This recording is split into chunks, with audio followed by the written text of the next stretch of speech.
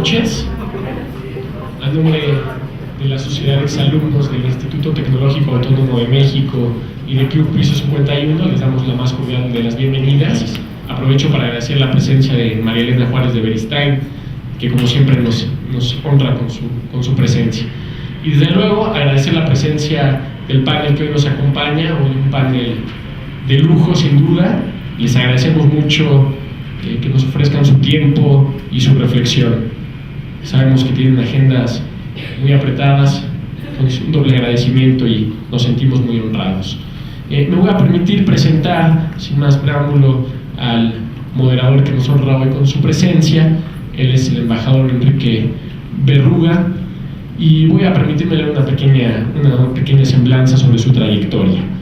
Él es licenciado en Relaciones Internacionales por el Colegio de México, tiene una maestría en Economía Internacional y Teoría de las Relaciones Internacionales en la Universidad Johns Hopkins, en Washington, Estados Unidos, becario Fulbright del Congreso de los Estados Unidos, ha sido profesor de Política Exterior de México, Política Exterior de los Estados Unidos y Teoría de las Relaciones Internacionales en la Facultad de Estudios Internacionales del ITAM.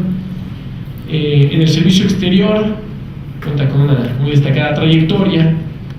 Ha sido representante permanente de México ante la Organización de las Naciones Unidas, subsecretario de Relaciones Exteriores en 2 ocasiones, director ejecutivo del Instituto Mexicano de Cooperación Internacional, embajador de México ante la República de Costa Rica, coordinador general de asesores del secretario de Relaciones Exteriores, embajador de México, representante personal del presidente de México para la reforma de las Naciones Unidas, director general de Relaciones Internacionales de la Secretaría de Educación, secretario general de la Comisión Mexicana para la UNESCO, encargado de negocios en la Embajada de México en Irlanda, fue el encargado de la apertura e instalación de la representación en Dublín, secretario para Asuntos Políticos de la Embajada de México en Gran Bretaña, secretario de Prensa e Información de la Embajada de México en Washington, es también miembro de la Junta de Gobierno de la International Peace Academy desde 2004, distintas condecoraciones por los gobiernos de Alemania, España, Japón, Panamá,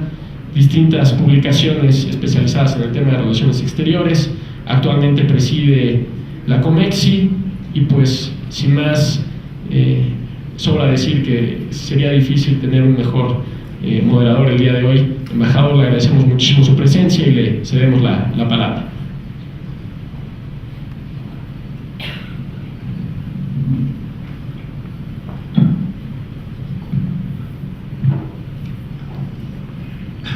Buenas noches a todos. Al contrario, es un privilegio para mí estar con ustedes esta noche y felicitar al ITAM, este grupo de jóvenes inquietos que han organizado este grupo de mesas sobre el México que queremos. Creo que estas reflexiones que han ido dando a lo largo de los últimos meses, de hecho, con 20 mesas, incluyendo la de hoy, pues refuerzan y fortalecen nuestro entendimiento del país, de los actores políticos, de los actores económicos. Y estoy cierto que el panel de esta noche, que entiendo será el único que se dedique a las relaciones internacionales de México, pues sin duda será muy atractivo en cuanto a la variedad de puntos de vista que ustedes podrán observar respecto a ese México que queremos inserto en la comunidad internacional.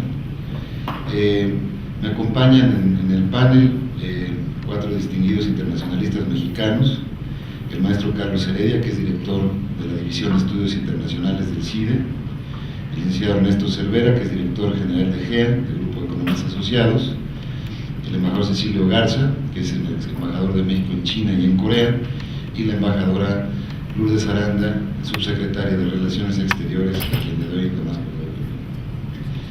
cordial. Daré una pequeña semblanza en el orden de bateo que me pusieron aquí. Como primer bat tenemos a Carlos Heredia, quien actualmente, como les decía, es el director de la División de Estudios Internacionales del CIDE. Fue diputado federal por el PRD en la 57 legislatura, entre 1997 y 2000. Gracias a él la democracia llegó, básicamente, al país. O por lo menos coincide, como es un hombre sospechoso.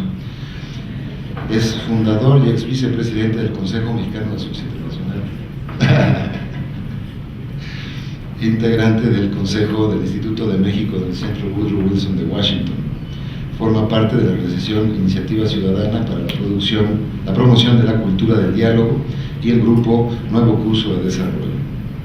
Entre sus publicaciones más recientes se encuentran la incidencia política de las comunidades de migrantes, tema al cual el maestro Heredia se ha dedicado en los últimos años, y de las organizaciones de oriundos mexicanos en Estados Unidos. Otra de sus publicaciones recientes es Mexico and the United States, In Search of a Strategic Vision, que escribió con Andrés Rosenthal y Aaron Lowenthal del Pacific Council, y Theodore Picon y Lawrence Whitehead, que estará, por cierto, este viernes para el tema del petróleo en América del Norte, procedente de la Universidad de Oxford. Bueno, iré presentando así sucesivamente a cada uno de los panelistas, pero por el momento cedo la palabra al maestro Carlos Heredia. La dinámica que tendremos les rogaría tener una presentación inicial de unos 10 minutos y tendríamos después una segunda ronda en la cual los propios panelistas debatirían para reacciones unos 5 minutos. Y finalmente se abriría ya directamente el panel para que ustedes comenten o pregunten lo que consideren necesario. Así es que tiene la palabra nuestro Carlos Heredia. Carlos, adelante. Muchas gracias, Enrique. Pues me sumo al agradecimiento a la Sociedad de Alumnos del ITAM, a Alejandro Sanders, al Club Piso 51 y al reconocimiento al Comité de Becas Javier Beristain Iturbide. Es realmente una causa muy noble en la que a mí me ha tocado participar junto con María Elena en algunas otras actividades. Quiero empezar por una pregunta respecto a el papel de México en el mundo, en lo económico y en lo político. La pregunta ¿es México un actor o es México un tema? La diferencia no es solo semántica o circunstancial, sino que quizá en algunas circunstancias, en algunos momentos, México ha sido un actor dinámico a nivel internacional y en otros momentos México ha sido un tema, ya sea porque constituye un objeto de preocupación para la comunidad internacional o porque se trata como un problema potencial más que como un actor relevante que esté presente en las grandes decisiones. A mí me tocó jugar un papel peculiar durante la negociación del Tratado de Libre Comercio de América del Norte, porque había un grupo de académicos, activistas, etcétera, que considerábamos que la negociación del Tratado de Libre Comercio pues no estaba orientada a cumplir objetivos del desarrollo nacional y que tampoco representaba una inserción inteligente de México en el mundo. Ha pasado mucho tiempo, han pasado ya 17 años desde que entró en vigor el Tratado de Libre Comercio de América del Norte, pero evoco aquellos episodios porque fue quizá un episodio en donde México fue un actor. Algunos teníamos un punto y seguimos teniendo un punto de vista crítico respecto de lo que significó esa manera de insertarse en procesos de integración, pero México definitivamente era un actor que tenía una visión, una propuesta. Yo he sido y sigo siendo sumamente crítico de lo que representó la presidencia de Carlos Salinas de Gortari, pero había allí una visión, una propuesta, una estrategia. Después pareció que a las élites mexicanas les dio por considerar que el Tratado de Libre Comercio de América del Norte era más un punto de llegada que un punto de partida. Es decir, que con eso teníamos ya comprado el boleto para jugar en las grandes ligas y para pertenecer al club de los países desarrollados. Como ustedes recuerdan, en ese mismo año ingresamos a la Organización para la Cooperación y el Desarrollo Económicos, la OCDE, que sale periódicamente en las noticias porque nos recuerda en la evaluación de cómo salen los calificados los estudiantes mexicanos de 15 años en matemáticas, en ciencias y en comprensión de lectura, y pues andamos ahí casi con el farol rojo, dependiendo de qué países invitados haya. El caso es que mi pregunta lo que trata de suscitar es pensar en dónde estamos parados en el escenario internacional. En aquel que parece ya remoto 1994, el Asia-Pacífico no jugaba un papel tan determinante en la economía global como hoy. De hecho, cuando digo que a muchos de los integrantes de nuestra élite les pareció que era un punto de llegada,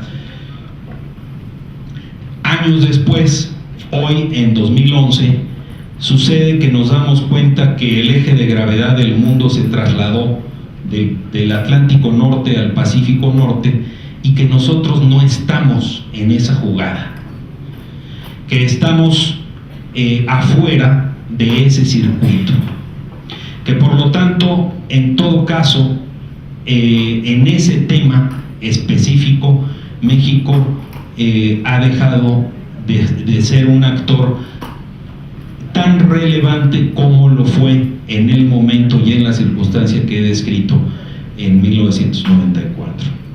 Sin embargo, hay otros temas, y aquí me voy a permitir introducir un comercial. Hay otros temas en donde México sí ha sido actor. El CIDE, el Centro de Investigación y Docencia Económicas, cada 2 años en el CIDE hacemos una encuesta que se llama México, las Américas y el Mundo, Política Exterior, Opinión Pública y Líderes. Y en esta encuesta básicamente le preguntamos a los mexicanos cómo te ves tú en el mundo, cómo ves a nuestro país en el mundo, qué percepción tienes de los problemas globales, con quién crees que México debería aliarse, etc. Y hay unas respuestas bastante inverosímiles, a veces incluso contradictorias entre sí, de lo que aspiramos, el lugar que aspiramos a ocupar en el plano mundial, en contraste con las responsabilidades que estamos dispuestos a asumir. Les doy un par de ejemplos.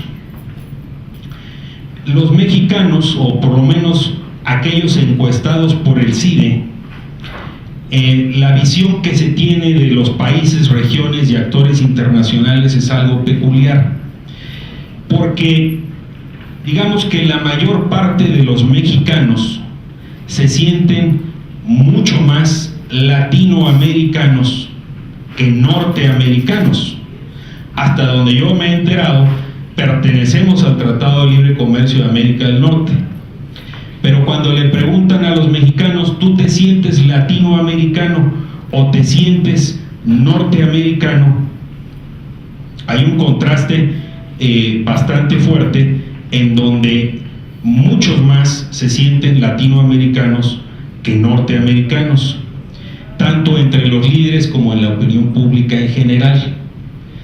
Sin embargo, cuando le preguntamos a la gente con qué países debe de asociarse México, a qué países admiras, qué modelos de desarrollo crees que debemos digamos de derivar lecciones de otros países, el país invariablemente mejor calificado es Canadá. En las 4 ediciones de la encuesta, Canadá ha salido en primer lugar. Ya los colegas del CIDE han hecho varias hipótesis y en general parecen coincidir en que como Canadá no representa una amenaza y es bastante inocuo para México, pues entonces se ubica a Canadá como un país que representa, pues, digamos, valores democráticos, quizá mucho frío, pero no,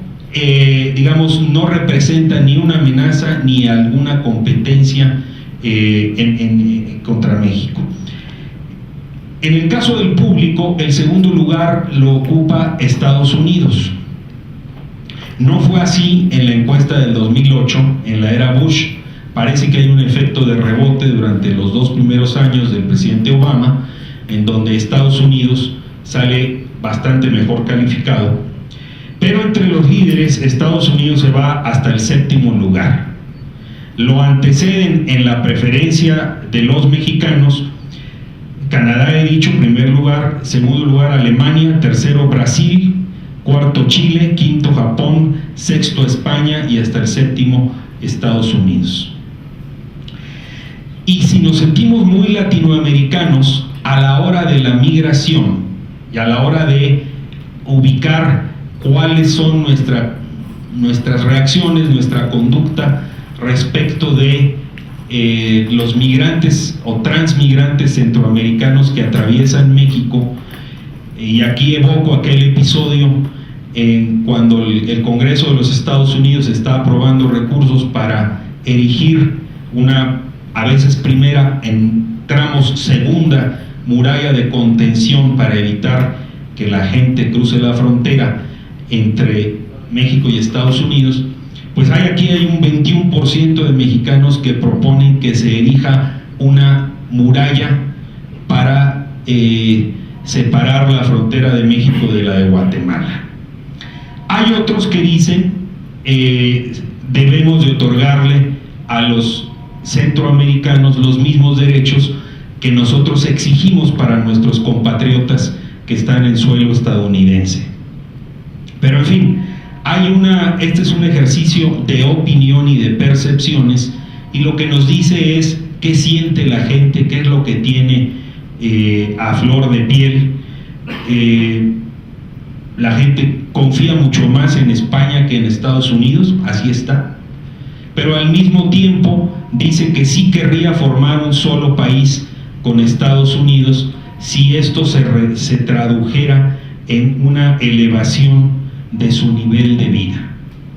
He tomado preguntas, digamos, de distintos temas y de distintos capítulos, pero digamos el estudio está disponible para ustedes en la dirección www.mexicoyelmundo.cide.edu. Ahí está el estudio completo, pero es quizá el único estudio en donde nos muestra de manera sistemática y comparable en el tiempo cómo los mexicanos nos vemos en el mundo y cómo vemos nuestra inserción en el mundo. Somos contradictorios. Algunos nos han dicho, algunos estudiosos extranjeros, no son especialmente contradictorios.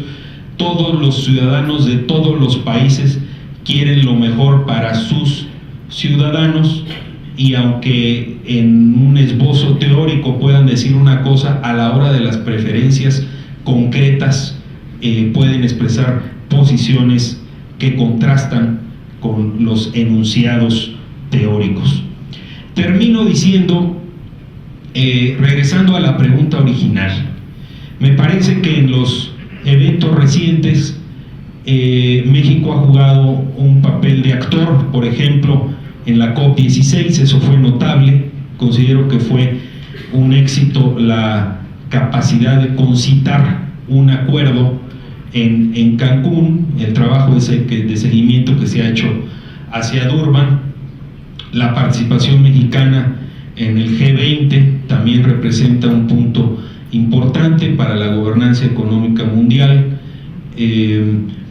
Hay otros temas en donde estamos ausentes, sea porque no corresponden a nuestra región geográfica, como la primavera árabe, que se le ha llamado así, en el norte de África y en el Medio Oriente, y porque no están muy relacionados con temas que preocupen a la opinión pública mexicana.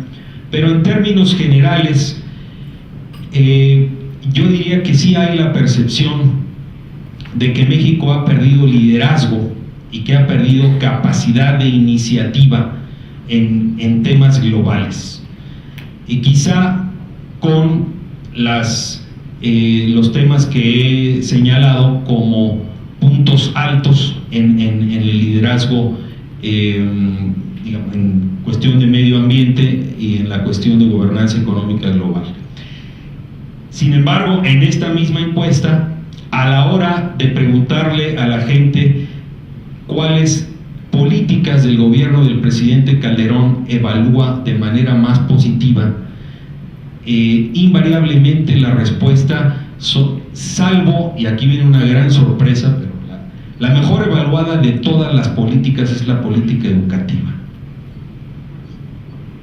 Ahora sí que ahí está el gran interrogante, porque la prueba PISA nos restriega en la cara cada 2 años que los resultados que tenemos del desempeño académico de los jóvenes de 15 años son abismales.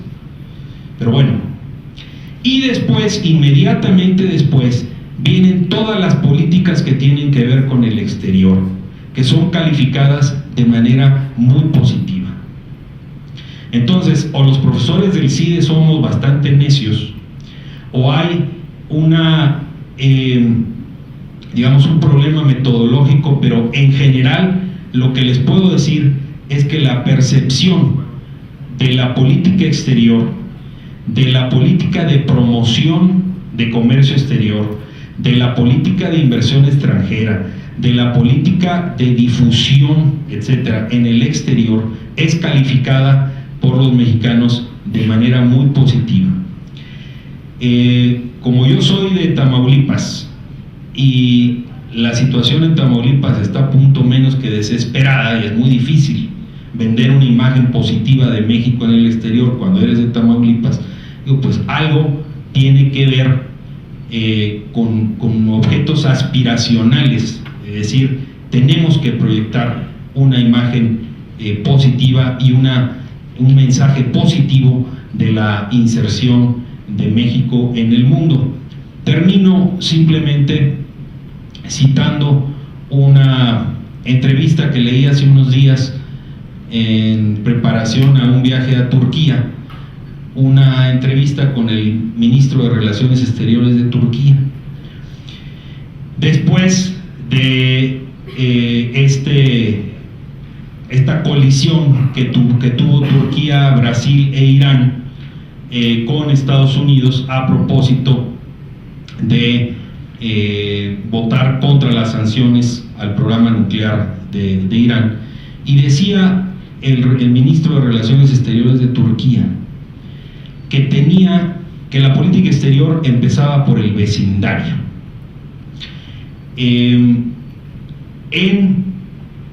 conversaciones con colegas de la Secretaría de Relaciones Exteriores nos han compartido cómo la política exterior de México con Centroamérica se ha retomado después de muchos años de abandono o de desapego o de lejanía. Y me llamó la atención porque el ministro de Relaciones Exteriores decía: mi primera responsabilidad no es con Estados Unidos ni con Alemania, donde hay 3 millones de turcos. Mi primera responsabilidad es tener una buena relación, absolutamente desconcertante, sorprendente, pero así es, dice, con Grecia, con Siria, con Irak, con Irán, con Armenia, con quien tienen un conflicto histórico. Y dice, y a partir de una relación exitosa con los vecinos, se construye una inserción exitosa a nivel global. Hay quienes pueden no estar de acuerdo con esa tesis, pero ahí está una tesis muy concreta, muy específica, donde dice la inserción. Ya terminó el tiempo. Aquí concluyo. Gracias, Enrique.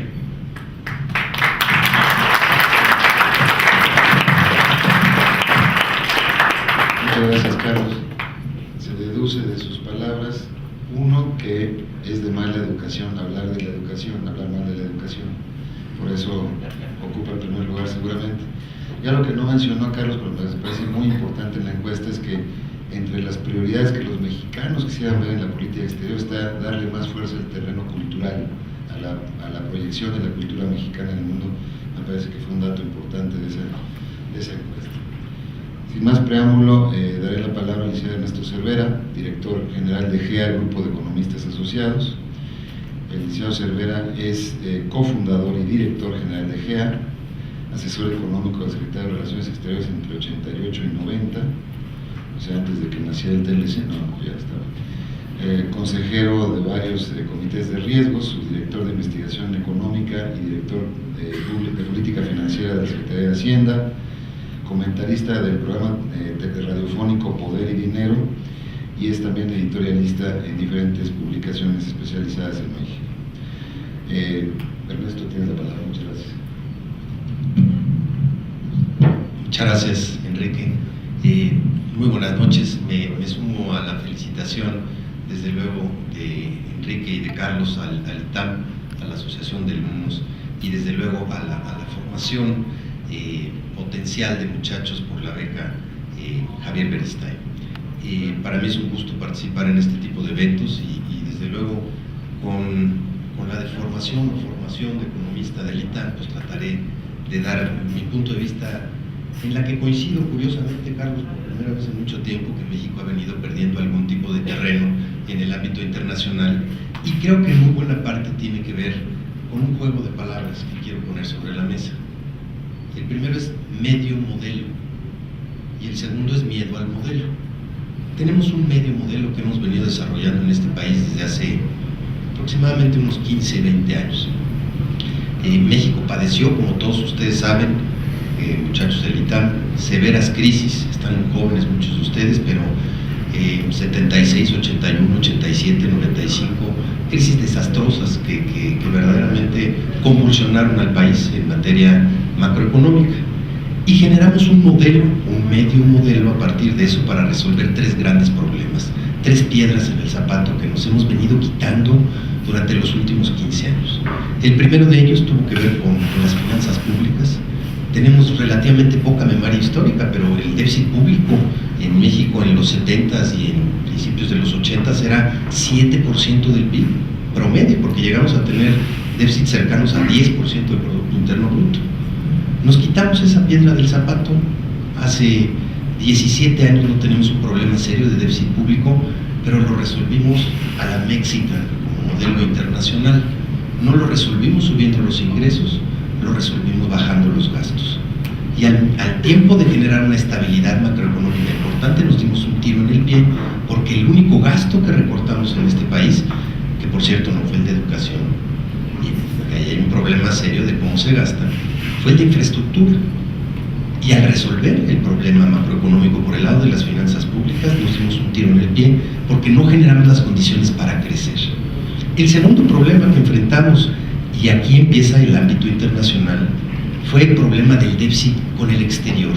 México crónicamente en estos periodos devastadores para la economía nacional, en el 76, en el 81, en el 87 y en el 95, alcanzó déficits comerciales que ahorita ya nos acordamos, porque hace mucho tiempo no tenemos un déficit comercial grande, pero llegaron a representar 6-7% del Producto Interno Bruto, ocasionando enormes devaluaciones del tipo de cambio. ¿Y cómo lo resolvimos? Con otro cachito del medio modelo, entrando al Tratado de Libre Comercio con Estados Unidos, y desde que entramos revolucionamos de una manera tan importante nuestro sector externo, renunciando a ciertas cosas pero abrazando otro modelo, medio modelo de desarrollo, que fue un crecimiento inusitado de nuestras exportaciones. Entre el 95 y el 2000 crecieron 400%, ni los chinos en ese periodo, y en el ring de box le dimos las buenas y las malas a los 5 tigres asiáticos y a prácticamente todos los países del mundo en materia de exportación. Resolvimos otro problema, no cabe la menor duda, pero nos dimos otro tiro en el pie. Nos involucramos y nos juntamos con la economía estadounidense de manera tan simbiótica que es difícil disasociar un crecimiento de nuestra economía que no sea similar o idéntico al de la economía estadounidense. Y para ellos crecer al 3% es motivo de echar fiesta, hacer cohetes, hacer una serie de cosas, y para nosotros crecer al 3% simplemente no es suficiente para generar 1.2 millones de empleos formales en promedio por año, que eso es lo que requiere nuestro país.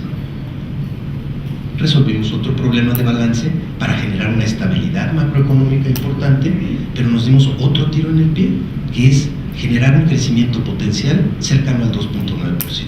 Y no le digan a nadie, pero en los últimos 30 años México ha crecido 2.9% en promedio por año. Y eso es claramente insuficiente porque te permite generar 500,000 empleos formales en promedio por año.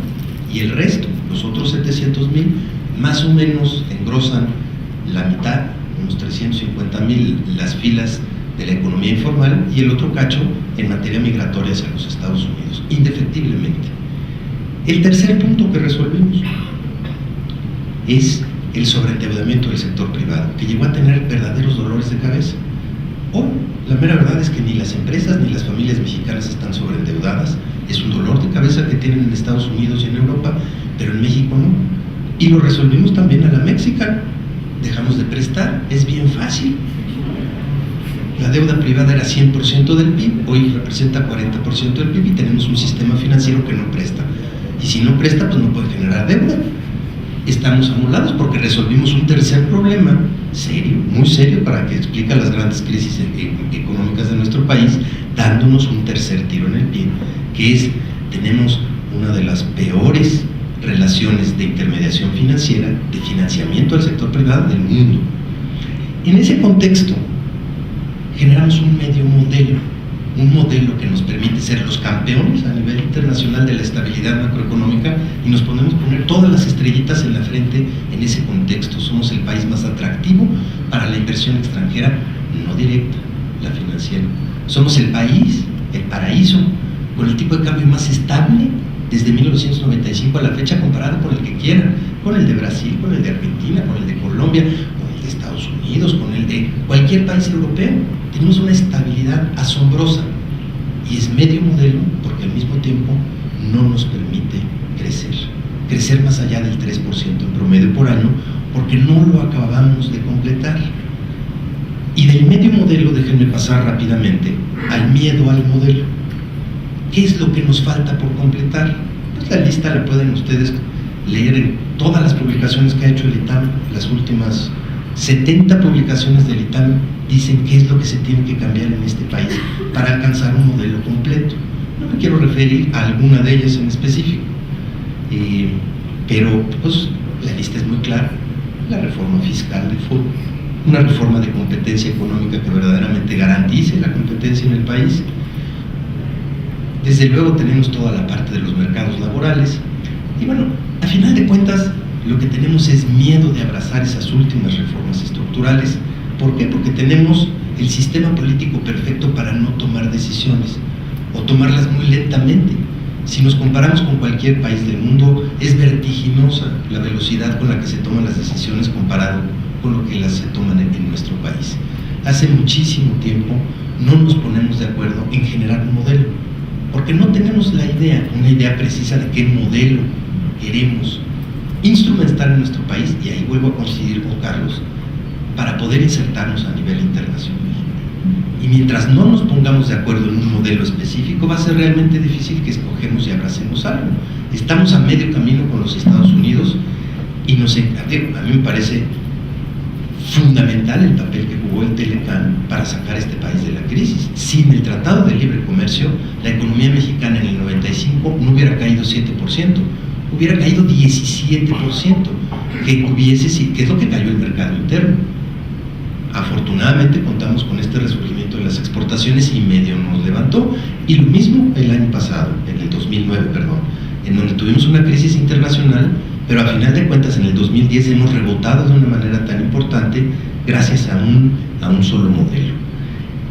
Miedo, sin duda alguna, porque hay que escoger, y nos da pánico en este país escoger sectores de actividad, escoger regiones con las cuales nos juntamos. Entonces preferimos ser eclécticos, tener 44 tratados de libre comercio con diferentes países del mundo, sabiendo que funciona uno con Estados Unidos y con Canadá. Entonces abrazamos a Estados Unidos, pero no le damos la espalda a América Latina. Siempre hay maneras políticas de resolver este tipo de conflictos, pero a final de cuentas el medio modelo no sirve, y nos da miedo ser campeones en algo, excepto en la sub-17 de fútbol. y de chiripa lo consiguieron los muchachos, pero a final de cuentas, ¿quién es el campeón de la manufactura ligera? Pues es China, y lo va a seguir siendo los próximos 20 o 30 años. Y ese es un modelo que no les salió de chiripa, lo escogieron hace 20 o 30 años, lo han venido desarrollando con infraestructura, con capital humano, con una serie de cosas que los hace ser los mejores porque abrazaron ese modelo. Y en ese contexto saben cómo manejar sus relaciones internacionales. ¿Quiénes son los campeones de los servicios de valor agregado? India. La infraestructura que tienen en materia educativa generada para ser los campeones en servicios de valor agregado, pues la generaron hace muchos años y siguen invirtiendo en ella para seguir siendo los mejores en ese terreno. Y si nos vamos a la agroindustria, es Brasil, porque le han invertido a ese modelo de desarrollo específicamente. Y a la tecnología de segunda generación, estoy hablando de BRIC, pues es evidentemente Rusia para surtir a todo Europa. Y en ese contexto a nosotros nos ha costado un enorme trabajo escoger. El mercado ha escogido por nosotros un sector de actividad, que es la manufactura pesada, es el sector automotriz. Y ya. Y simplemente no nos alcanza para 1.2 millones de empleos. Y teniendo los recursos naturales, la ubicación geográfica y la condición de recursos humanos desperdiciada que tenemos en este país, sí deberíamos de tener la capacidad de generar no un medio modelo que solamente ofrezca estabilidad macroeconómica, generar un modelo completo que abrace y que escoja y que no le tenga miedo a abrazar esos sectores, la capacidad de crecimiento, resolviendo esos problemas que están ahí puestos sobre la mesa desde hace tiempo y que simplemente no nos ponemos de acuerdo en cómo resolverlo. En este contexto, y con esto termino, hay que ser cuidadosos. Las batallas que hay que luchar, los organismos a los que nos queremos afiliar. No tengo ninguna duda que el papel de México fue extraordinario en la COP16 aquí en México. Fue maravilloso. Y en ese contexto hacia adelante, lo que se vive en materia y en el ámbito económico es un desastre. Leí hace poco un artículo en donde del G7 pasamos al G8 cuando entró Rusia, y luego nos pasamos al G20 cuando simplemente el G8 ya no se dio de sí, y ahora estamos en el G0 porque nadie toma decisiones y es un desastre la economía internacional. ¿Y con quién se va a juntar México en ese contexto? Hay que tener muchísimo cuidado, no cabe la menor duda, y tiene que ser parte de esa decisión responsable de comprometerse.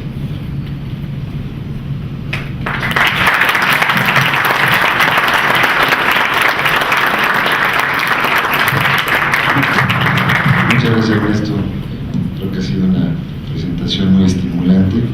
A mí, mientras te oía, pensaba que había sido el economista ideal para el presidente Truman, porque el presidente Truman decía que él quería siempre que llegara un economista, que fuera un economista manco, para que no le dijeran on the one hand and on the other hand. Finalmente escucha uno a alguien que sí dice, por aquí nos vamos, y lo celebro mucho, te felicito, Ernesto.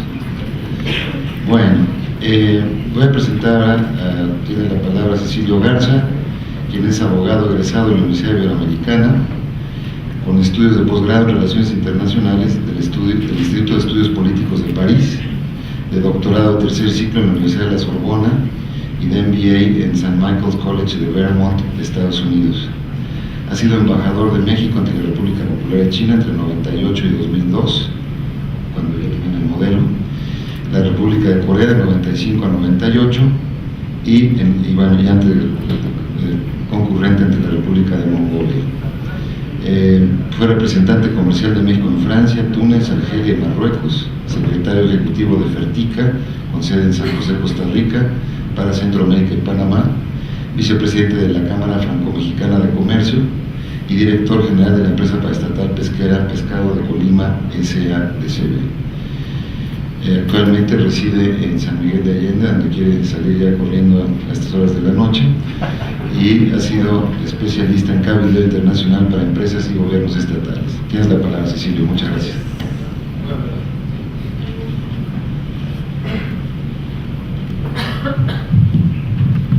Stein, Mariana, Alejandro, muchas gracias por la invitación. Laura, qué bueno que estás aquí. Voy a continuar con lo que he dicho.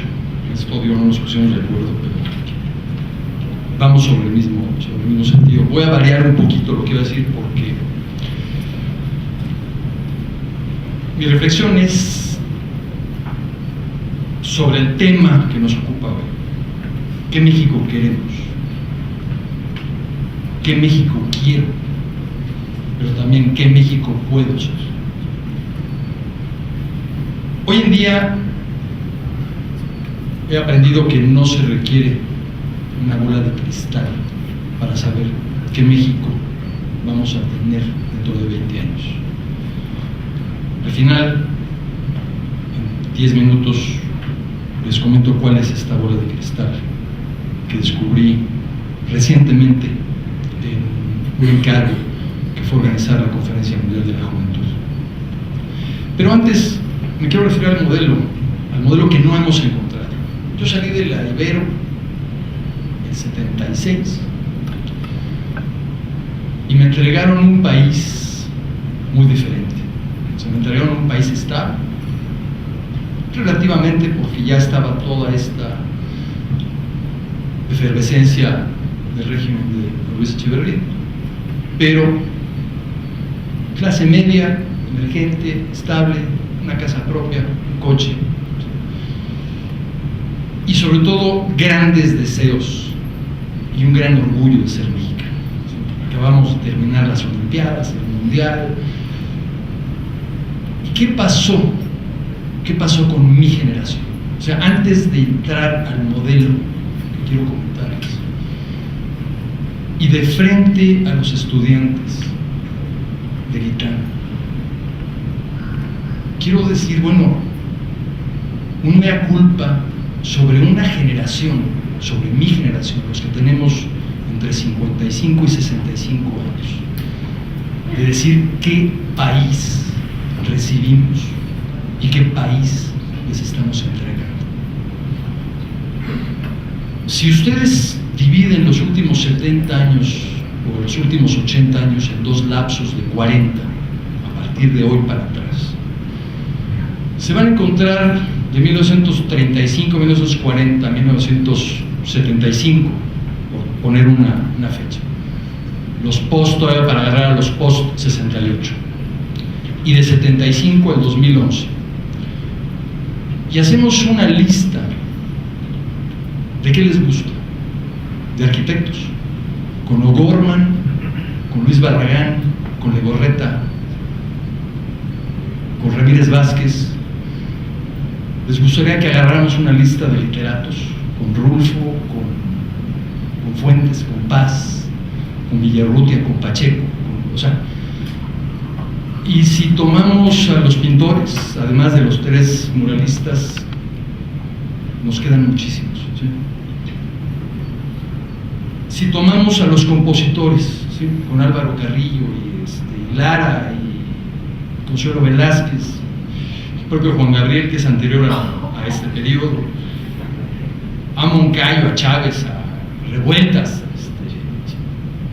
y ponemos esos nombres en cada división del arte, de la cultura, de la ciencia, y los aplicamos al día de hoy.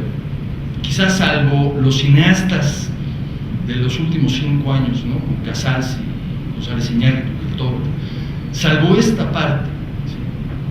El comparativo es dramático, el que me entregaron a mí con aquellos personajes y el que estoy entregando yo como generación a la siguiente. Hoy escuchaba una frase que decía que los pueblos y los países tienen el entretenimiento que se merecen, ¿sí? Así como de pégale. ¿Qué ha pasado con este modelo que hablaba Ernesto? En 75 había una gran discusión sexenal en la que por primera vez me inserté, que era el Plan Nacional de Desarrollo.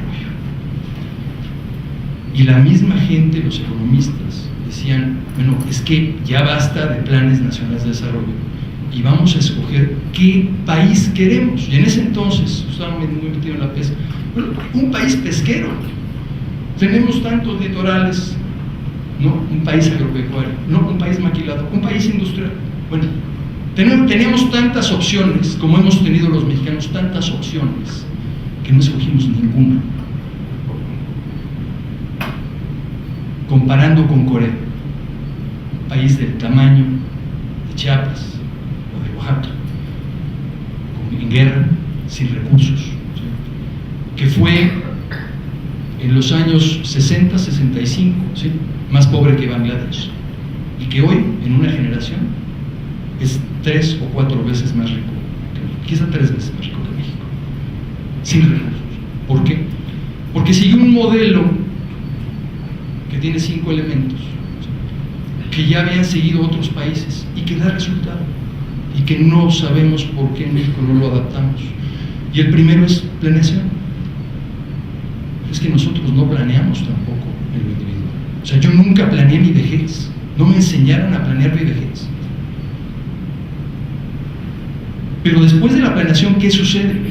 Cuando la gente planea, se va a la educación. Obviamente, vamos a educarnos. Lo que hicieron los coreanos, lo que hicieron los que están haciendo los chinos, lo que hicieron los japoneses, lo que hicieron los taiwaneses, los de Singapur, los de Hong Kong. Educarse. ¿Para qué? Para crear infraestructura.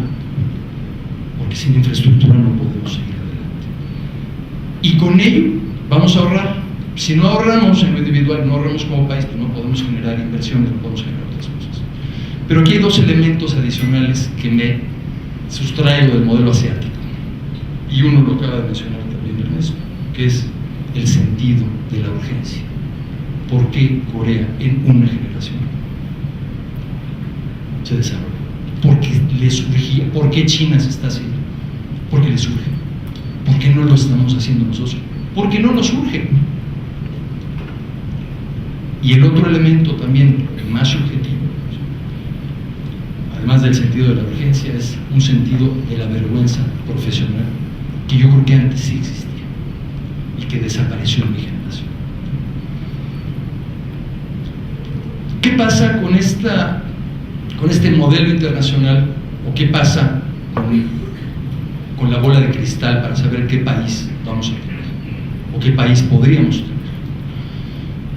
Por azares del destino, me toca coordinar la organización de la Conferencia Mundial de la Juventud del año pasado. Una conferencia en el marco del Año Internacional de la Juventud, decretado por Naciones Unidas, dentro del Bicentenario, y al cual asistieron quizá casi 70, 69 o 70 ministros de juventud o responsables de juventud, 120 países y 35,000 jóvenes de todo el mundo. ¿Quién oyó hablar de la juventud o de la conferencia de la juventud? Yo creo que 1, 2, sí. Ok, qué bueno.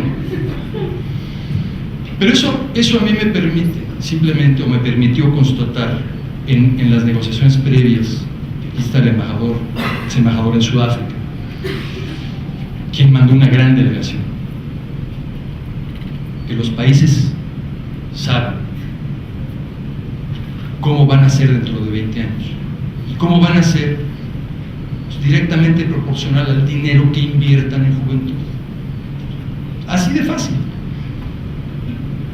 Si ustedes pudieran saber cómo es el Instituto de la Juventud de Sudáfrica, o sea, ya quisiéramos nosotros que fuera el CONACYT o alguien así, ¿no? O sea, que tuviera ese nivel de inversión.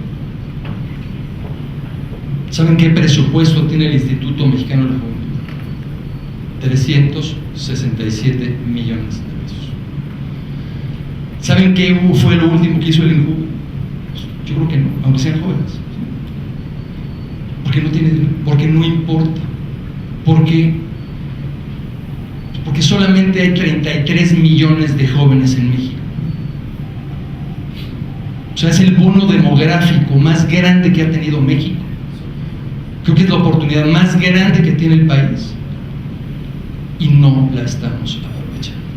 Ya olvidémonos de otros modelos, ¿sí? Simplemente la inversión en juventud hoy nos dará el país dentro de 20 años que queremos y no lo estamos haciendo. 367 millones de pesos, presupuesto anual del INJUVE, ¿sí? Para 33 millones de jóvenes. Países que no aprovecharon el bono demográfico, como Uruguay o Argentina, de estar en un estatus casi de desarrollados se fueron para abajo. Países que lo están aprovechando, o que lo aprovecharon, como Corea, como España, como China, ¿sí? Se fueron para arriba. ¿Por qué? Porque hace 20 años invirtieron en los científicos, en los empresarios, en lo que tienen hoy. ¿Sí? Hasta aquí me quedo, porque falta otra parte. Entonces, simplemente sobre juventud, creo que es el modelo al que tenemos que atender. ¿Sí? Para concluir, queríamos, dentro de la organización, obviamente tener líderes juveniles mexicanos para los diferentes foros. Yo creo que existen los líderes juveniles, pero no los encontró la organización. O sea, o no hay, o si los hay no se conectaron. Y no hubo ponentes de liderazgo mexicanos durante los 4 días de la conferencia mundial. Estudiosa que yo, indudablemente. Hizo estudios de posgrado, eso ya todo lo demás es nebuloso para mí. Dice que hizo estudios de posgrado en el Instituto Universitario de Altos Estudios Internacionales de Ginebra, Suiza, y después una maestría en Defensa Continental en el Colegio Interamericano de Defensa en Washington. Ella es miembro del Servicio Exterior Mexicano desde 1984 y tiene el nombramiento de embajadora desde abril de 2002. Ha sido subsecretaria de Relaciones Exteriores desde 2003, también me consta porque me sustituyó en el puesto directamente. Responsable de las relaciones bilaterales con los países de Asia, África, Europa y Medio Oriente, y es también a su vez presidenta del Instituto Matías Romero de Estudios Diplomáticos de la Cancillería. Bien importante, creo yo, ha sido la encargada representante Sherpa, como se le llama en la lengua, en la jerga tradicional de los grupos internacionales, Sherpa de México en el grupo de los 5, integrado por Brasil, China, India, México y Sudáfrica. Después en el diálogo ampliado, lo que hablaba Ernesto hace un minuto, del G8, después de las cumbres del G20. Fue directora anteriormente del Instituto Matías Romero y directora general para temas globales de la Cancillería Mexicana. Fue representante alterna en la misión de México ante la Organización de Estados Americanos entre 1995 y 2001, y entre 83 y 95 ocupó distintos cargos en áreas tales como la Dirección para América del Norte, la Oficialía Mayor, la Coordinación de Medio Ambiente y Recursos Naturales, la Coordinación de Derechos Humanos y Narcotráfico y la Oficina para las Relaciones Económicas Multilaterales. Es que, pues esperamos con mucho interés tu plática. Ya me dijo en cortito de qué va a ser y creo que va a ser muy interesante. Tienes la palabra, Lucas. Muchas gracias, Enrique. Y también compartimos banca en el Matías Romero. Tú no ibas muy seguido, por eso no te acuerdas, pero a mí sí me acuerdo. También, no porque nunca quisiste venir, pero estabas, fuimos de la misma generación de Matías Romero. Entonces somos casi que igual de viejos en el Servicio Exterior Mexicano. Pero bueno, la verdad es que muchísimas gracias por la invitación. Primero a la secretaria Espinosa, ella se disculpa, está, como ustedes saben, fuera de México, está en Venezuela, y me pidió que si yo podía estar con ustedes para conversar sobre política exterior. Realmente traigo una presentación sobre política exterior, pero también hay un tema que creo que es de gran interés de todos ustedes y que, si les interesa, traigo la ponencia de política exterior. Si dejan sus correos, se las mando. Pero un tema que me parece que puede ser más afín a exalumnos del ITAM y que también me interesaría mucho oír sus comentarios es el del G20. Entonces, creo que no es nada más exclusivamente el G20, sino es la participación de México en la gobernanza mundial actual, y creo que se enlaza muy bien con lo dicho por Carlos y por Ernesto, que si bien no coincido plenamente con ellos, tengo que reconocer que en algunas cosas se coinciden. Muchas gracias de nuevo, y de verdad creo que es una causa muy importante, ya que estamos hablando de educación, esta posibilidad de reunir por este medio recursos para apoyar esta beca tan importante. En las últimas fechas, la dinámica internacional ha cambiado, y como dijo el propio Ernesto, pasamos de G1 a G2 a G20, a G20 de un mundo unipolar volvemos a un mundo multipolar, con una creciente interdependencia.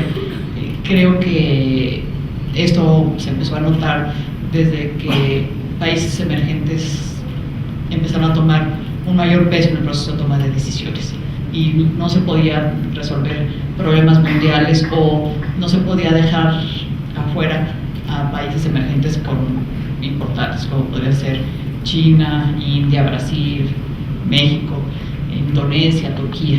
Y en ese sentido empezó hace ya algunos años, en 2005, un diálogo muy informal entre países emergentes y el G8.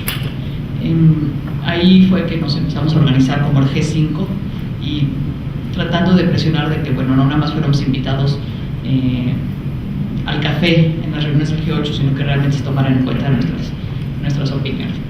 Ahí va más o menos, a veces más, a veces menos, funcionando este diálogo G5, G8, cuando, bueno, se viene una crisis realmente de proporciones gigantescas, las más grandes de 1930, una crisis económica.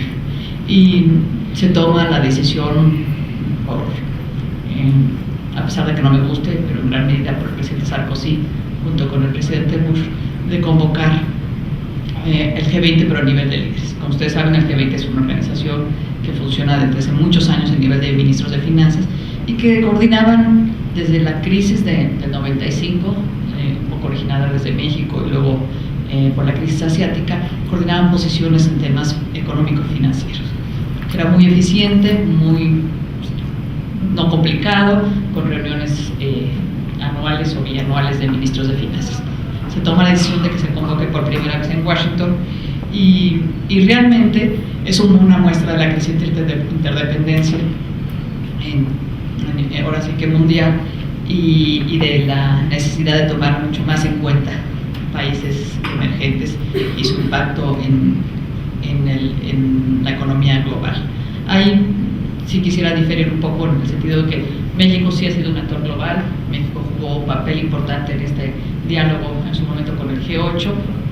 De todos los países emergentes realmente éramos 5 países los que participábamos y teníamos, insisto, una capacidad limitada porque no éramos miembros del G8, pero una capacidad de diálogo que no tenían otros países. Y en ese sentido también, al ser parte del G20, México ha tenido posibilidad también de influir. En gran medida nos da también nuestro medio modelo, nuestra autoridad, porque somos un país que tiene un gran orden macroeconómico y credibilidad y no estamos, bueno, dando en cierto sentido bandazos como algunos otros países dan sobre políticas económicas, sino que somos en ese sentido un actor confiable. Entonces yo creo que tiene sus pros y sus cons tener este medio modelo, pero ya cada quien evaluará si tiene más pros o más contras. Bueno, en ese sentido regreso al tema del G20, que sí consideramos que fue una respuesta realmente innovadora para hacer frente a algunos de los retos más apremiantes de la agenda internacional que a partir de la crisis de 2009 se inició. Y reitero, lo más importante es que se da una participación, pues a lo mejor es un poco ingenuo decir que completamente igualitaria, pero en los mismos términos para todos los participantes. También es un espacio informal, flexible y que tiene cierta capacidad de cambiar y de actualizarse. Probablemente más adelante pueda avanzar en el tema que coincido con Ernesto de que, bueno, ese es un grupo grandote que a fuerza de estar negociando los resultados todo el tiempo pierde un poco de influencia y capacidad de decisión.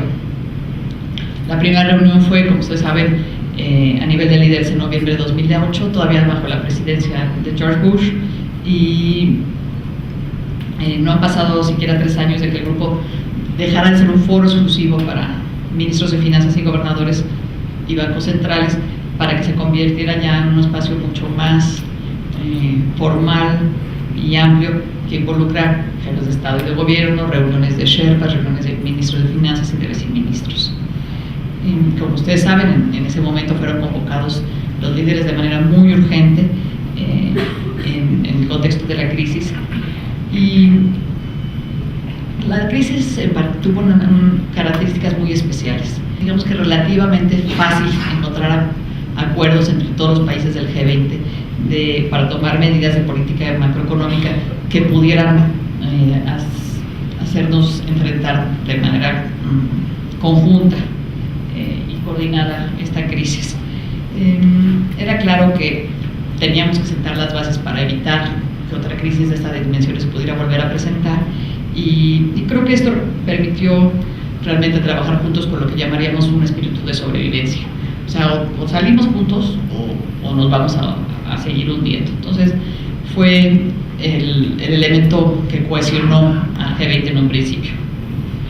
Entonces, reitero, se hizo claro que los países desarrollados requerían del apoyo y de la coordinación con los países emergentes, principalmente, todos sabemos que estamos hablando de los más grandes, y en particular de China, y por otro lado, que era necesario encontrar otras formas de cooperación innovadoras que permitieran en un grupo a lo mejor más pequeño alcanzar acuerdos y que pudiéramos enfrentar aquellos retos que son verdaderamente globales, que no son nada más de una región o de 2 o 3 países, sino que retos que enfrentamos todos y que requieren de una respuesta auténticamente colectiva. Yo creo que eso fue lo que se demostró en su momento.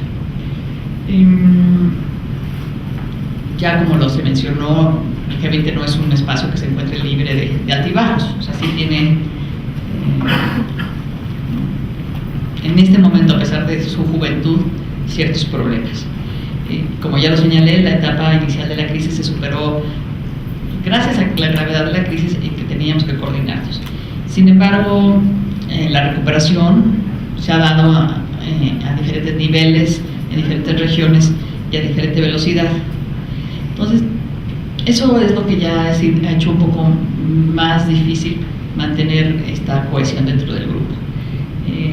Sí quiero decir que realmente el cemento que unió al G20 fue la crisis, y que al no tener la crisis, pues esta especie de cemento resistor se está resquebrajando y hace más difícil tener esta cohesión.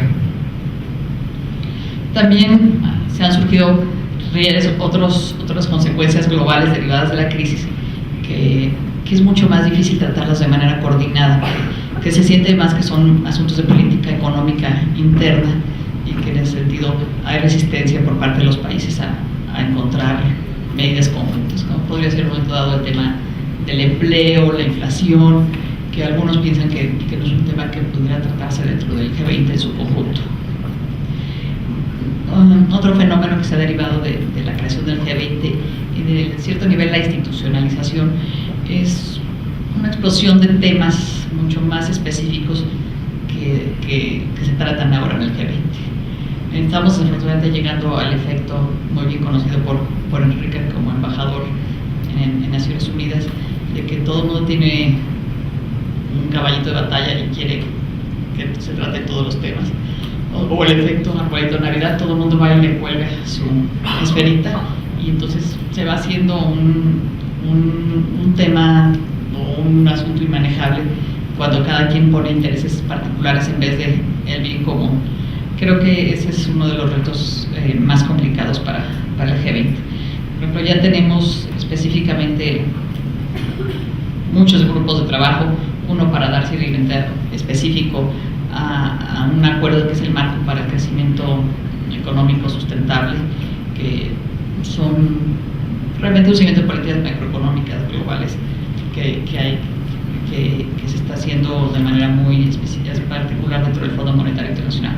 Pero hay un grupo de reforma del sistema monetario internacional, un grupo sobre inclusión financiera, de energía, hay varios grupos, uno de eliminación a subsidios a combustibles fósiles, uno de protección del medio ambiente marino, que si ustedes me dicen qué tiene que ver con el G20, pues nada, pero Rusia tuvo bien incluirlo. Sí. Otro, volatilidad de precios de combustibles fósiles, otro de energía limpia y eficiencia energética. También hay un grupo de anticorrupción, hay un grupo de desarrollo con 9 subgrupos, que es una locura. Todos creemos que es muy importante tener el tema de desarrollo ahí, pero no tan desagregado como para hacerlo que no funcione. Y bueno, innumerables reuniones de viceministros y ministros, en particular durante esta presidencia de Francia, unas de trabajo y seguridad social, de agricultura y seguridad alimentaria, de energía nuclear. Entonces, digamos que es un poco al gusto del consumidor, y eso es un grave riesgo para el G20. De cualquier modo, hay que decir que lo que se ha hecho en el G20 hasta ahora creo que ha sido muy, muy útil. Se logró en su momento realmente enfrentar una crisis financiera y económica. Se ha logrado el afianzamiento de la economía mundial. Se han logrado reformas importantes dentro del Fondo Monetario Internacional y el Banco Mundial, en particular la manera en que se toman decisiones, dándole mucho más espacio a los países emergentes, aumentando su base de capital. Se creó o se logró el acceso a muchos países emergentes a lo que era el Fondo de Estabilidad Financiera, que ahora ya es el Consejo de Estabilidad Financiera, o la Junta de Estabilidad Financiera, que es un mecanismo en donde realmente el regulador de bancos y del sistema financiero muy importante, que puede en su momento dado ayudar a prevenir de manera seria crisis similares a las que se enfrentó. Creo que el G20 sí ha tenido objetivos concretos, pero tiene retos importantes. ¿Cuáles son los retos del G20 a futuro? Uno, realmente poder dar seguimiento a los compromisos adquiridos y demostrar que todo lo que se acordó y que se plasmó en los comunicados finales se va a cumplir.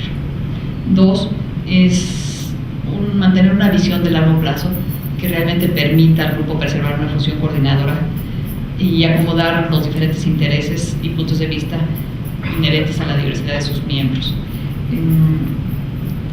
Realmente creo que eso es lo que es muy importante, que no por intereses de un momento electorales o por intereses muy coyunturales se pierda la visión de largo plazo y entonces se tomen decisiones que debiliten en sí mismo al G20. Yo creo que uno de los mayores retos es realmente que el G20 sirva para abatir los efectos sociales que trajo la crisis, y hay que realmente redoblar esfuerzos en ese sentido. En particular, la creación de empleos en todos los países. Lograr hacerlo más incluyente no quiere decir eso que traigamos más países miembros, pero sí que los intereses de diferentes sectores de la sociedad de diferentes países se puedan ver reflejados en la agenda. Otro tema importante es la capacidad de mantener una agenda flexible, pero al mismo tiempo manejable. Como les dije, han llegado nuevos temas a la agenda del G20, pero tenemos que buscar una mayor congruencia entre los temas y entre las decisiones que se tomen sobre cada tema. Y creo que también algo fundamental, no exclusivo del G20, es comunicar adecuadamente qué es lo que hace, cómo beneficia a cada uno de nosotros la existencia del G20 o no la existencia del G20. Es un gran reto, pero y que normalmente se les dificulta más en el ámbito económico-financiero, pero creo que es algo que debemos insistir. Yo creo que para México el G20 es una gran oportunidad de estar presente en un momento, en un lugar y en un momento donde se toman decisiones que nos van a afectar a todos. México hasta ahora ha jugado un papel muy activo dentro del G20 y para México es nuestro interés fortalecerlo y no que se desgaste tan rápidamente. Es verdad que se han creado otros diferentes mecanismos, puede ser el BRIC, puede ser el mismo G8 que no se acaba de morir, a pesar de que ya realmente está cercano a ello, pero creemos que el G20 es algo que para nosotros debe de ser trabajado y fortalecido. Esta presidencia francesa ha sido un poco complicada, puesto que han aumentado mucho las reuniones, han aumentado mucho los temas y en ese sentido creo que las expectativas, y eso nos presenta pues grandes desafíos. Algo muy importante, probablemente muchos de ustedes lo sepan, es que México tendrá la presidencia del G20 en 2012, entonces tenemos la posibilidad de imprimirles cierto sello y que ojalá pueda ser pues regresar a sus objetivos originales y a unos planteamientos más acotados que puedan dar resultados mucho más concretos y mucho más visibles para todo el mundo. Creemos que es muy importante para nosotros, y insisto, ahí es donde yo puedo confirmar que México es un actor global. vamos a ser el segundo país en desarrollo que tenga como tal la presidencia del G20. Fue Corea, pues para muchos de nosotros ya no es un país en desarrollo, realmente es un modelo de país que fue en desarrollo y que ahorita es un país desarrollado, pero bueno, es un gran reto para México y un reconocimiento pues a su capacidad como actor global, capacidad de concertar posiciones y pues a su medio modelo, que pues medio no sirve, pero que para algunas cosas sirve muy bien, que yo no lo atribuiría todo a causas oficiales que no sirva. Ahí podría abordar otros temas que dijo Carlos, pero será ya en los comentarios. Pero bueno, es un tema que tenemos sobre la mesa, es un tema en el que México forma parte activa y trabajamos de una manera muy intensa, de manera muy coordinada con nuestra política exterior en el G20, obviamente en coordinación con nuestros colegas de la Secretaría de Hacienda y del Banco de México, y que bueno, será un gran reto que estoy seguro podremos enfrentar en 2012. Gracias y perdón si me extendí demasiado.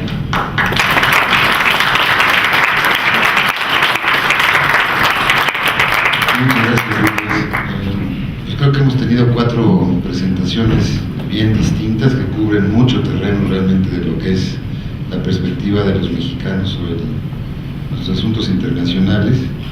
Yo me quedo con algunas reflexiones antes de ceder la palabra para alguna intervención que quisieran hacer puntual ustedes.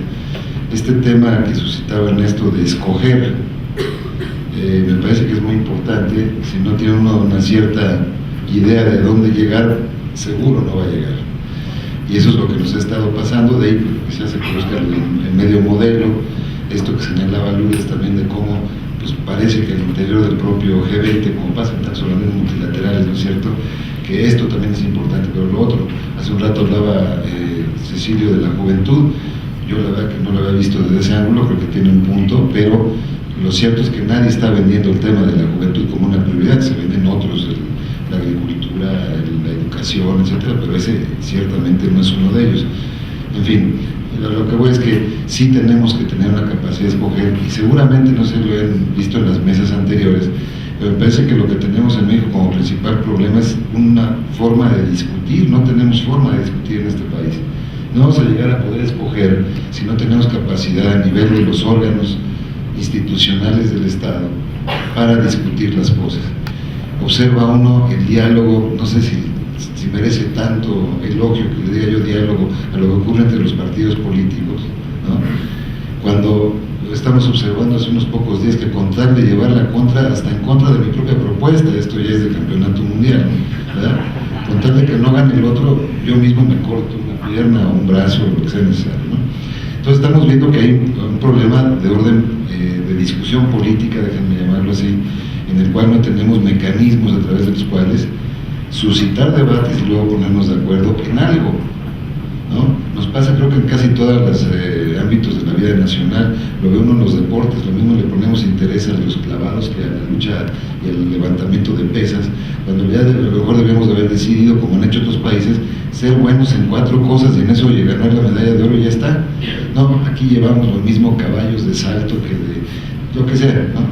Entonces ese México tan plural que lo hace divertidísimo a nuestro país, pero bastante caótico, creo que requiere algún tipo de elemento a través del cual se pueda comenzar a discutir el futuro del país. Y creo que ciertamente foros como estos pues son granitos de arena en esa dirección, de ir más o menos conjuntando mentes hacia dónde vamos.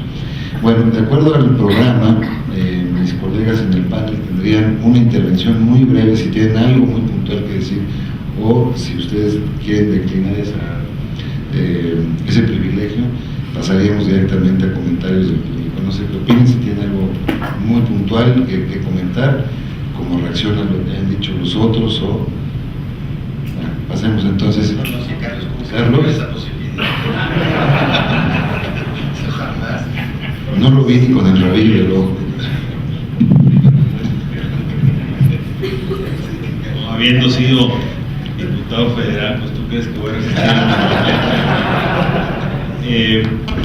No, simplemente el tema es el México que queremos. Yo la acción internacional de México que quiero es una que sea consistente en las 3D, que sea consistente la diplomacia con la democracia y con el desarrollo.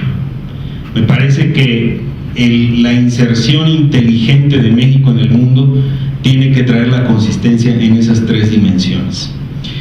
Y simplemente agregar que me parece que antes incluso de escoger el modelo económico, nos hace falta renovar el contrato social dentro de México y tener un propósito como mexicanos que signifique pues un trabajo concertado a mediano plazo. A veces sale un poco de urticaria cuando uno toca el tema de Brasil, pero mal que bien, Brasil viene de 2 periodos de gobierno de 8 años, en donde quizá el presidente Lula se la pasó criticando todo lo que había hecho Fernando Henrique Cardoso, pero el país tras esos 16 años tuvo un impulso impresionante, tanto a nivel interno como a nivel internacional. Chile viene también de un largo periodo de que hay consensos básicos, aunque en el discurso político se nieguen, ahí están ciertos consensos básicos a los cuales adhieren todas las formaciones políticas y la gente presiona a las formaciones políticas en ese sentido. Gracias.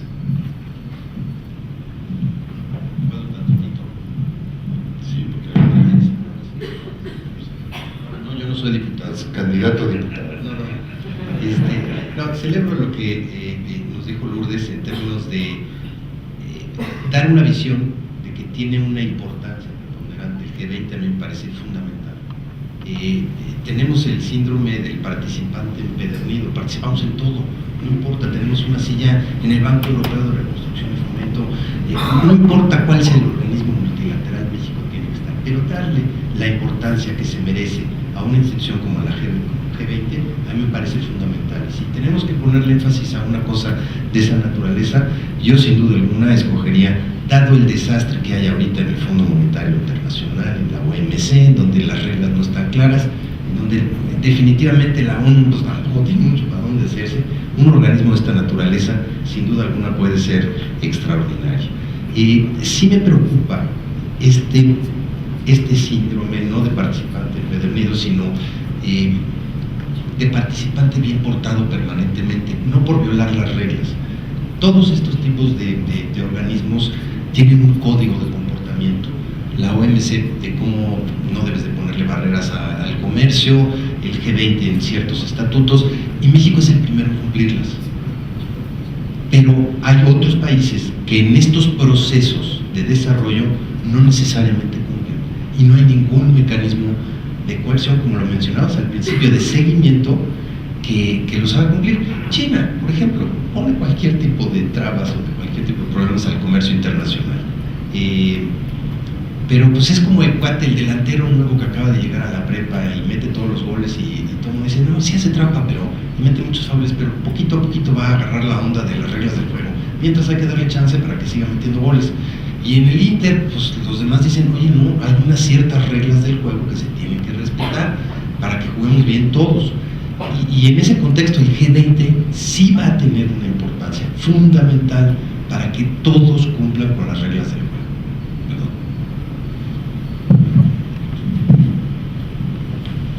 Nada más una ronda, ¿Nos vamos? Yo quería contarles una anécdota muy curiosa. Cuando presento credenciales en Pekín, el presidente Jiang Zemin, pues digo, obviamente es un examen profesional, se prepara uno muy bien, analiza uno muy bien la relación bilateral, qué ha pasado. Y sé hoy que ese día el presidente Jiang Zemin estaba particularmente platicado, de buen humor. Entonces, los 15 minutos que me habían sido acordados se pasaron a 30 minutos. Y la peor sorpresa de mi vida me la llevo hoy, porque me dice el presidente Jiang Zemin respecto de su vida en México. Bueno, no había en la embajada. antecedentes de que el presidente Jiang Zemin hubiera vivido en México. Y entonces, bueno, no queda en esos casos más que la honestidad de decir, señor, ¿y cuándo? ¿Y cómo pasó? ¿Y qué? ¿No? Bueno, pues yo era un ingeniero, me decía Jiang Zemin, sí, y se fue a vivir y lo encargaron, ¿no? Le encarga que analice la única frontera similar a la que tiene China en términos geopolíticos, un país altamente desarrollado o no de menor desarrollo, que era lo que tenía China con Hong Kong. Entonces se pasa 6 meses en la frontera entre Tijuana y Ciudad Juárez, ¿sí?, analizando el modelo maquilador de México. Se va a China, se encarga como ingeniero en jefe de hacer Shenzhen. Los que hayan ido a China es uno de los lugares más de mayor desarrollo, ¿sí? Nada más que no comete el mismo error de hacer maquiladoras dentro de las ciudades, sino hace una ciudad para la maquila, con campos de golf en la noche para que trabajen, digo, los inversionistas vayan a golfear en la noche y no en la mediodía, etc. Y de ahí, obviamente, conocen su trayectoria, pasa a ser el líder en Shanghái y después presidente de la República. Esas copias que nos hicieron a nosotros, los chinos, y muchos otros países, creo que merecen ser retribuidas hoy, y también no ponernos a inventar modelos que ya están inventados en otros lados y que funcionan. Ahora vayamos a hacerles lo mismo, traigamos, y ustedes, bueno, creo que tienen mucho material en el mundo para adaptar a México. ¿Qué país queremos? Pues yo quiero un país menos coca-colero, ¿no?, menos chatarrero, pues con un lenguaje no en grosero, mejor lenguaje, ¿no? Y finalmente un país físicamente más fuerte.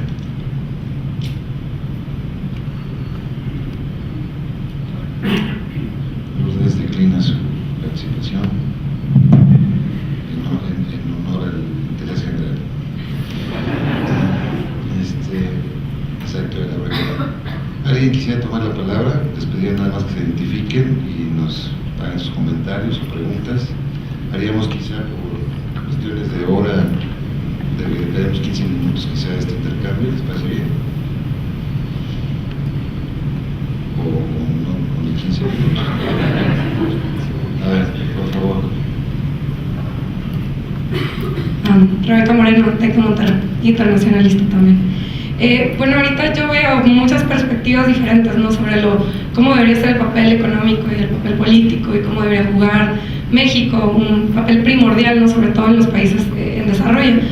Y mi pregunta va un poco con lo que decía Heredia, que era la parte doméstica, y ahorita estamos viendo, bueno, la imagen que tiene México a nivel internacional, sobre todo con el tema de narcotráfico, que cómo puede México, bueno, es abierto a todos, ¿no?, desde sus puntos de vista económico, político, mediático, cómo puede mejorar México esta imagen que tenemos para poder adoptar este papel que realmente pues ya tenemos como especialistas, ya sea en manufactura de carros o en líderes como en temas internacionales como COP16 y G20, y cómo podemos afrontar este tema de narcotráfico que tienen otras naciones de imagen sobre nosotros. Gracias.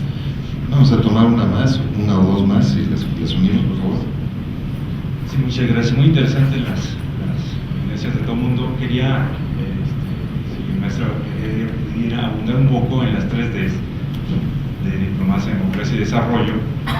México debería estar en tomar esas Ds como pautas, pero ¿qué tal estamos? Estamos muy mal, muy cerca, no alcancé a visualizar qué tanto, o qué camino, a qué ruta tomar para llegar. Habría una pregunta más, le hacemos un pequeño bloque, pero ya cerramos aquí una más allá atrás para preguntar 3. Hola, buenas noches. Mi nombre es Judith López, también internacionalista, pero de la UTLA. A mí me gustaría saber, tienen una perspectiva, como dijo la compañera, muy amplia. Realmente, ¿qué necesitamos hoy por hoy, ¿sí?, para cambiar los errores del pasado, ¿sí?, y poder tener un mejor modelo, una mejor política exterior y pues muchas otras cosas? Yo tuve la oportunidad de estar en India por medio de AIESEC y me queda claro que la diversidad no es el problema, porque India tiene una diversidad enorme y hoy por hoy, o sea, su PIB es enorme, ¿no? Es mucho mayor que el de nosotros. Entonces, ¿qué es lo que necesitamos, no? Realmente, porque con esta diversidad de opiniones, no me queda muy claro qué es lo que tenemos que hacer como mexicanos para estar mejor. Bueno, muchas gracias. ¿Quién quisiera tomar la palabra? Yo nada más en este tema. Yo creo que ¿qué tenemos que hacer los mexicanos hoy para cambiar? Hacer bien lo que tenemos que hacer, lo que nos toca hacer, que no lo hemos hecho. Hacer bien las cosas. Y en imagen de México, porque hay muchísimas cosas por hacer, pero muchas veces nosotros mismos somos los que nos gusta solazarnos y ya viste qué mal está y mira qué pasó. Entonces, yo creo que en imagen sí no soy especialista en muchas cosas que hay que hacer, pero yo creo que nos toca hacer bien las cosas.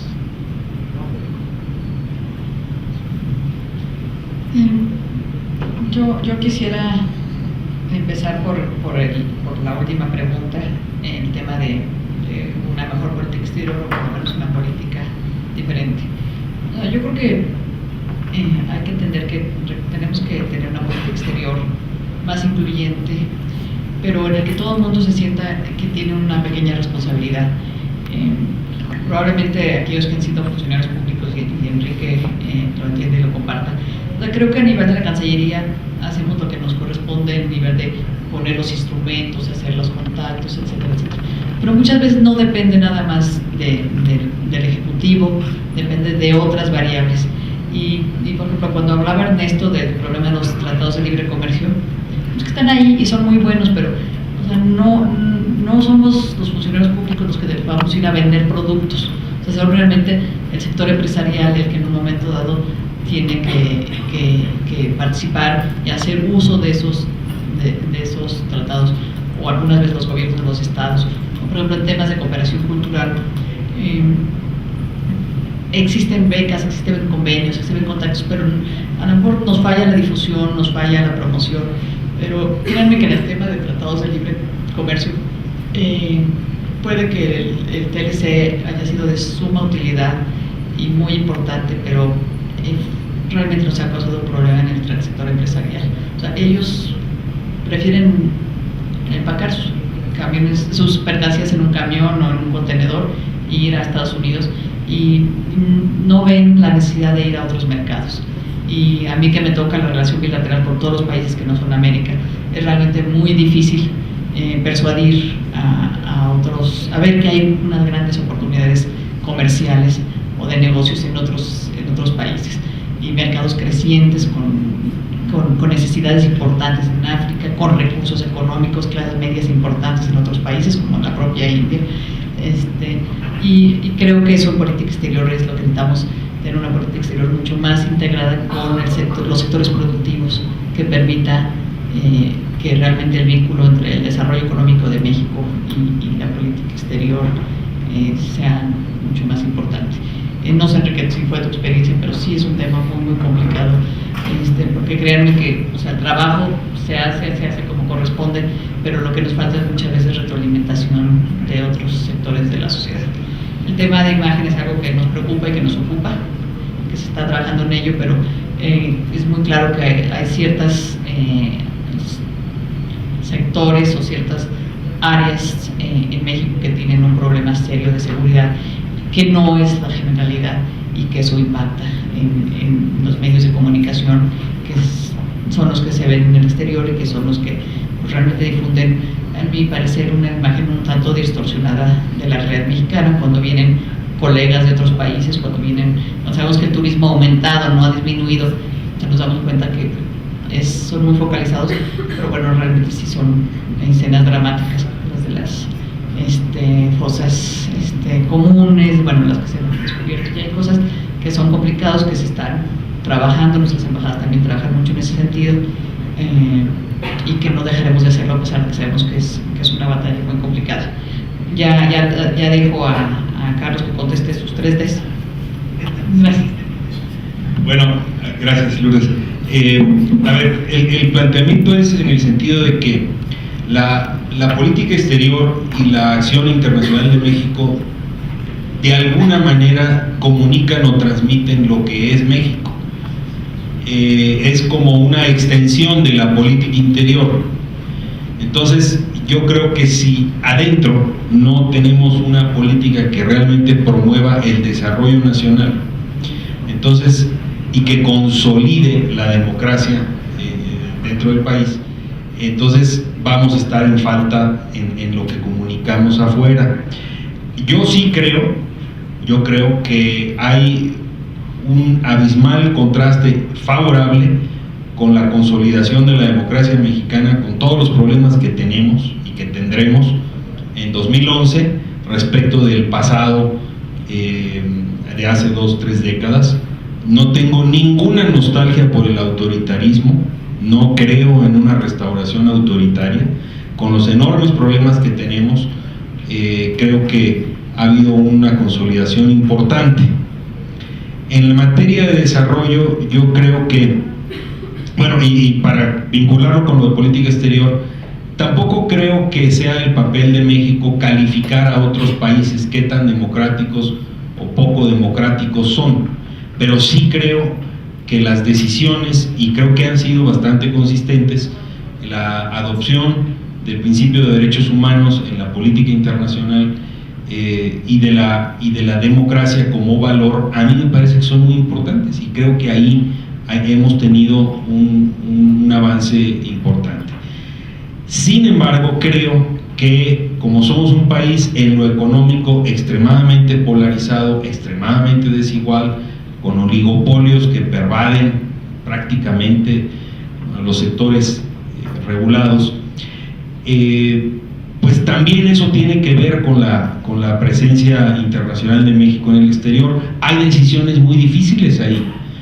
Lo que decía Ernesto Cervera, tenemos que optar. ¿Debe México apoyar a sus campeones nacionales? ¿Sí o no?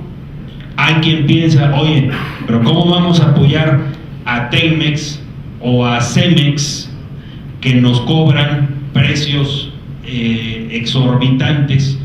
Y hay quien dice, bueno, pero es que esa es la imagen de México en el exterior, son nuestros campeones nacionales. Ese es parte de los dilemas de cómo se vincula el desarrollo económico interno con la diplomacia en el exterior. Y sí creo que el punto, el ingrediente, el eslabón que nos está faltando es que no tenemos como mexicanos, y esto no es responsabilidad del gobierno federal, esto es responsabilidad de los mexicanos, no tenemos una noción de objetivo común que nos mueva adentro y nos proyecte hacia afuera. China la tiene, Brasil la tiene. Yo no sé, realmente no sé cuál es ese motor de la inserción inteligente de México en el mundo. No lo sé, quizá lo hay, pero no me resulta evidente.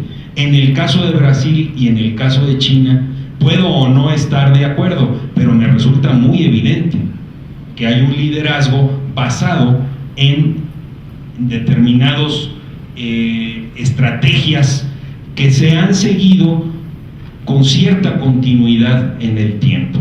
Entonces, creo que la diplomacia es la herramienta o el mecanismo para proyectar hacia afuera lo que podamos nosotros construir adentro en materia de desarrollo y de democracia. Más un apunte rapidísimo, qué bueno que ya vemos elección de diputados. Gracias. Muy rápidamente, nada más sobre qué hay que hacer ya ahorita. Yo haría, antes que cualquier otra cosa, algún mecanismo para planear. México está reñido con la planeación en largo plazo, y coincido perfectamente con Cecilia. ¿Por qué no tenemos una Friedrich Ebert Stiftung, una Fundación Getulio Vargas, una John Hopkins Institution? En México no hay una institución que piense en el largo plazo. El único mecanismo institucional que tenemos se llama Plan Nacional de Desarrollo, y es letra muerta el día siguiente que se publica. ¿Qué es lo que hay que hacer antes que nada? pues hay que hacer una institución que ojalá no dependa del gobierno, que ojalá dependa fundamentalmente de muchas instituciones académicas y que ojalá se llame Javier Beristain Iturbide, para pensar en el largo plazo de este país.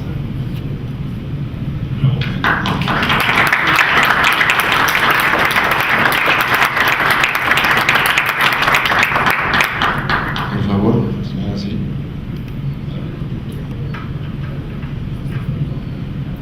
Gracias. Para ti, por favor, especial. Me gustaría mucho que nos dos preguntas, una de memoria para mí. Me están faltando 2 países para completar el G20, a ver si ahorita nos puedes decir quiénes son. Y segundo, comentabas que en México vamos a tener la elección o el liderazgo en el 2012.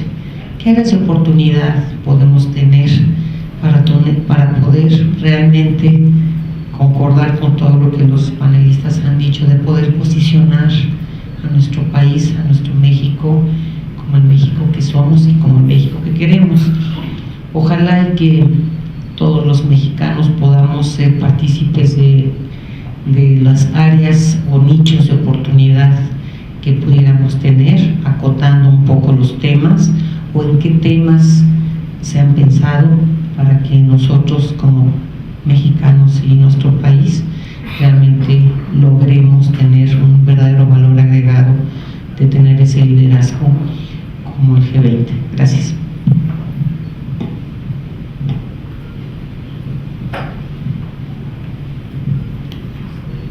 Realmente son 19 países más la Unión Europea, entonces por eso a lo mejor no cuadran las de estas. Y luego hay un invitado permanente, pero bueno, de América, Canadá, Estados Unidos, México, Brasil, Argentina. De Europa demasiados, pero bueno. Francia, Gran Bretaña, Alemania, Italia. Pero España no es regular, entonces digamos que Italia, Rusia, Turquía, a donde la Unión Europea como tal, de Arabia Saudita y Sudáfrica, y de Asia hay una buena representación también, que es China, Japón, Indonesia, Corea, Australia, India. ¿Me falta alguno, Gabriel? No, ¿mandé?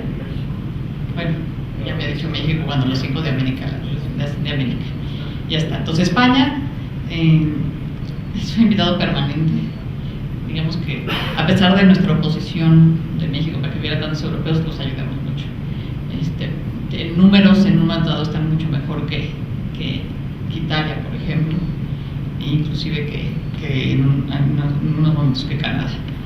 Y luego cada líder o cada país decide a quién invitar, pero hay ciertas reglas en que hemos sugerido que siempre tiene que haber más países africanos que están subrepresentados, y esa será la decisión de futuro. Yo creo que, insisto, México ha jugado un papel muy propositivo y muy de permitir alcanzar acuerdos en el G20, igual que fue un poco lo que el papel que jugamos para la COP. Y en ese sentido, creo que le haremos un gran bien a la consolidación del G20 como un instrumento o como un mecanismo serio y eficiente, de que tratáramos de regresarlo a sus orígenes y que pudiera ser encontrar objetivos muy concretos, pero que puedan demostrar que se tiene eficiencia y que tienen beneficios concretos para la gente. Obviamente también necesitaríamos tener mucho más participación para hacer esto una iniciativa de todo México. Es muy interesante cómo Corea fue como su graduación al tener el G20 en su país. O sea, toda la sociedad se volcó a que el G20 funcionara bien. Fue increíble. Bueno, obviamente el gobierno coreano y las empresas coreanas hicieron una gran inversión, pero cualquier ciudadano estaba muy orgulloso y atendía especialmente las veces que fuimos durante el año a Corea. Era un orgullo nacional. Eso es algo que creo que es difícil que podamos alcanzar, pero es una gran oportunidad para mostrar a México, o sea, con una imagen completamente diferente de la que tenemos. O sea, y creo que es muy difícil que las élites políticas se pongan de acuerdo y entiendan que es un momento crucial en el que estamos como para exhibir en un exhibidor, en una aparadora ante el mundo. Creo que es crucial. Tenemos que escoger bien cuáles van a ser uno o dos temas que va a llevar México como bandera durante todo el año.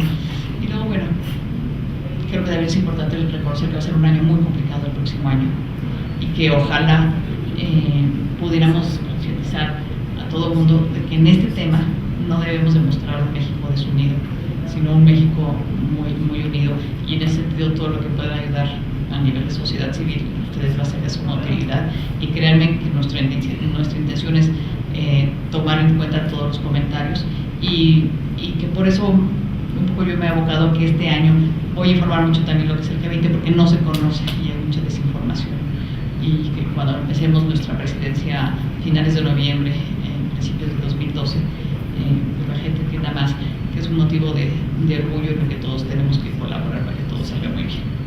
Gracias.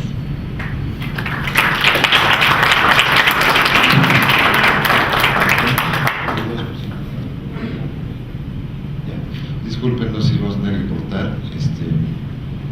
Por cualquier cosa le echan la culpa a él. Pero muchas gracias. Agradecerles mucho, estamos un poco sobre el tiempo, pero no queremos dejar de agradecerles en nombre de Exitam, en nombre del Club Piso 51 y ahora en nombre del Instituto para la Planeación de Largo Plazo Javier Beristain, su presencia, y desde luego invitarlos. La próxima semana tenemos dos mesas muy interesantes, la de comunidad indígenas, será un análisis sobre los rezagos históricos que tienen estas comunidades con excelentes expositores, y de manera excepcional el día jueves será la mesa de reforma educativa, también un tema que de hecho se tocó en este panel, es una mesa muy esperada, y pues sin más, nuevamente agradecerle a este panel de lujo. Siempre tenemos muy buenos paneles, pero hoy nos lucimos, y pues los invitamos a pasar al lindo honor que les ofrecemos como todos los lunes. Es en el lounge del club, hay que ir al extremo contrario de donde estamos ahorita. Esperamos que nos puedan acompañar ahí para seguir platicando. Muchísimas gracias y buenas noches.